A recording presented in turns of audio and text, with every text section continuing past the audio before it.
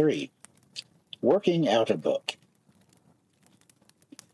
All the information we could obtain about his early times interesting, for it was then that Abe was laying the foundation of his future eminence. His mind and character were slowly developing and shaping themselves for the future. From Mr. Lamon's life, I quote the paragraph which will throw light upon his habits and tastes at this age of 17. Abe loved to lie under a shade tree or up in the loft of the cabin and read, cipher, and scribble.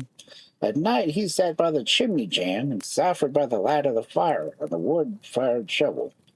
When the shovel was fairly covered, he would shave it off with Tom Lincoln's drawing knife and begin again. In the daytime, he would use boards for the same purpose out of doors, and went through the shaving process everlastingly. His stepmother often repeats that he read every book he could lay his hands on. She says Abe read diligently. He read every book he could lay his hands on, and when he came across a passage that struck him, he would write it down on the boards if he had no paper, and keep it there until he could get paper. Then he would rewrite it, look at it, repeat it. He had a copybook, a kind of scrapbook, in which he put down all the things, and thus preserved them.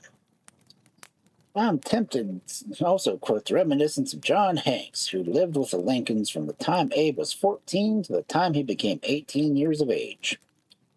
When Lincoln, Abe, and I returned to the house from work, he would go to the cupboard, snatch a piece of cornbread, and take down a book, and sit down on a chair, cock his legs up as high as his head, and read. He and I worked barefooted, grubbed it, plowed, mowed, and cradled together. Plowed corn, gathered it, and shucked corn. Abraham read constantly when he had opportunity. I may say, be supposed, however, that the books upon which Abe could lay his hands were few in number.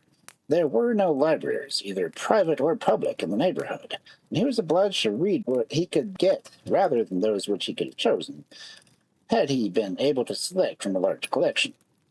Still, it is a matter of interest to know what books he actually did read in his formative period. Some of them certainly were worth-worthing, such as Aesop's Fables, Robinson Crusoe, Pilgrim's Progress, The History of the United States, and Weems' Life of Washington.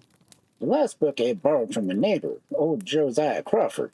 I follow the statement that Mr. Lemon, rather than with Dr. Holland, who says it was Master Crawford's teacher. When not reading, he laid away in a part of the cabin where he thought it would be free from harm.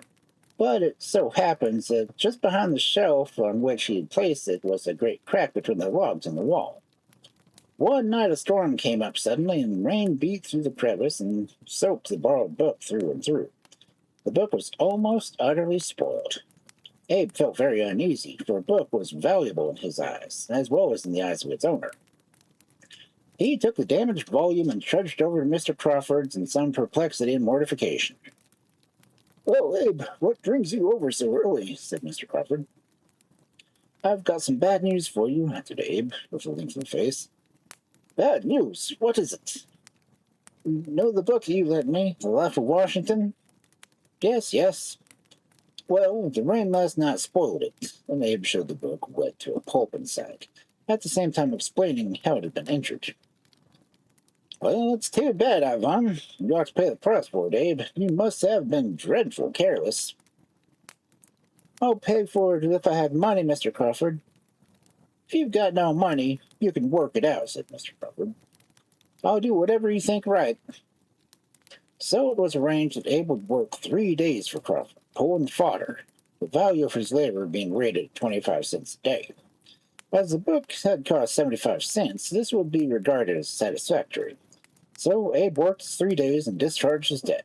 Mr. Lamon is supposed to find fault with Crawford for exacting this penalty, but it appears to be only equitable, and I'm glad to think that Abe was willing to act honorably in the matter.